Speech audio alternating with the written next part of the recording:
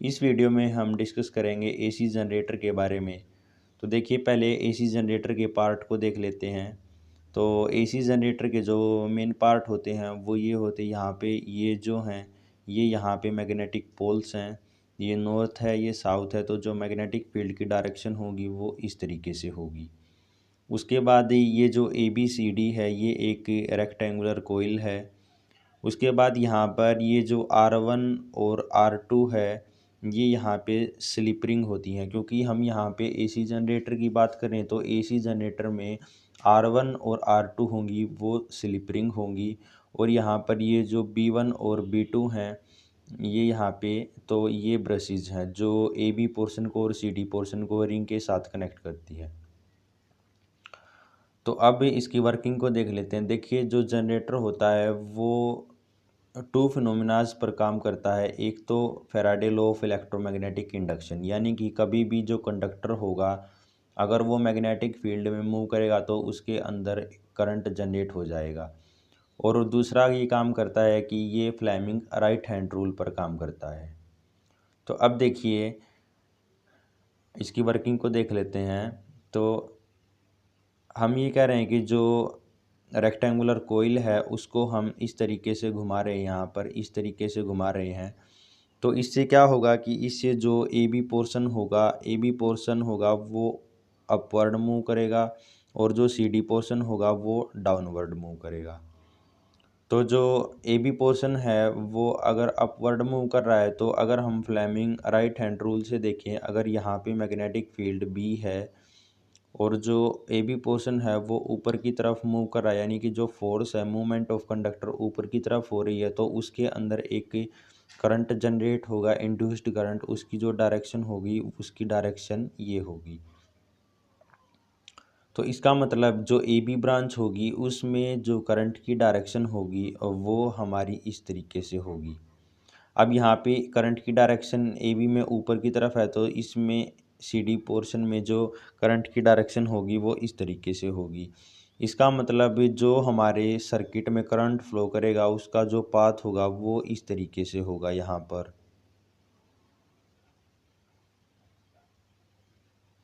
ये हमारे पास जो सर्किट है एक्सटर्नल सर्किट उसमें करंट का पाथ होगा, यानी कि जो करंट फ्लो करेगा शुरू में वो फ्लो करेगा हमारे पास B2 से B1।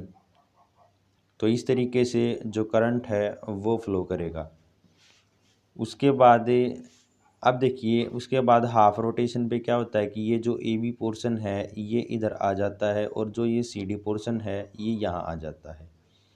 अब इसमें देखिए क्या होता है कि AB पोर्शन जब राइट में आएगा तो यहाँ पर ये जो AB पोर्शन है ये हमेशा इसी रिंग के साथ कनेक्ट रहेगा और जो CD पोर्शन है वो हमेशा इसी रिंग के साथ कनेक्ट रहेगा। तो देखिए अब जब ये यहाँ पर मैं लिख देता हूँ, यहाँ पे ये आ गया हमारे पास CD और यहाँ पे A और यहाँ पे B। तो अब ये जो AB पोर्शन होगा वो यहाँ पे कनेक्ट हो जाएगा इस तरीके से और जो ये CD पोर्शन होगा ये यहाँ पे कनेक्ट होगा।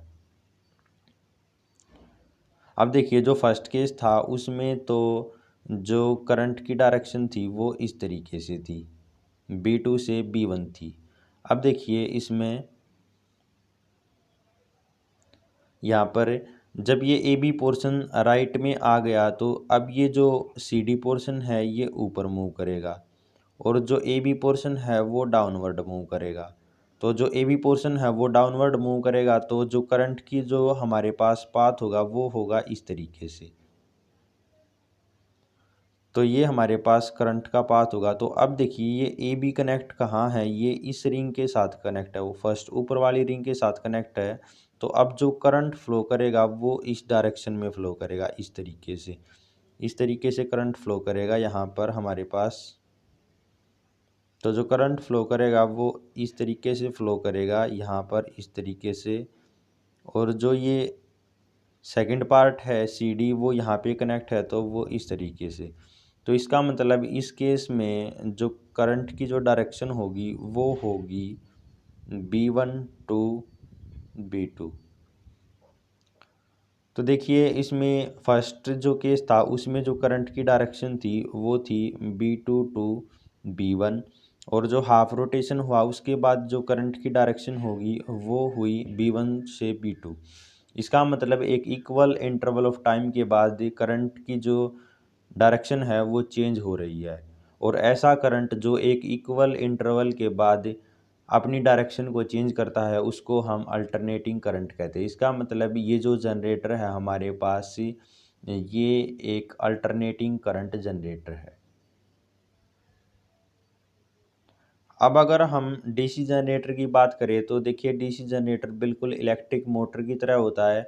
सिर्फ यहाँ पे ये जो बैटरी है ये ना लग के यहाँ पे एक मीटर कनेक्ट होता है जिसको हम गैल्वेनोमीटर बोलते हैं। तो यहाँ पे बैटरी की जगह हम एक गैल्वेनोमीटर लगाएंगे इस तरीके से, और वो हमारे पास जो होगा उसमें वो हमें डीसी जनरेटर मिलेगा। तो डीसी जनरेटर में जैसे इलेक्ट्रिक मोटर में रिंग यूज़ होती हैं तो डीसी जनरेटर में भी स्प्लिट रिंग यूज़ होती हैं।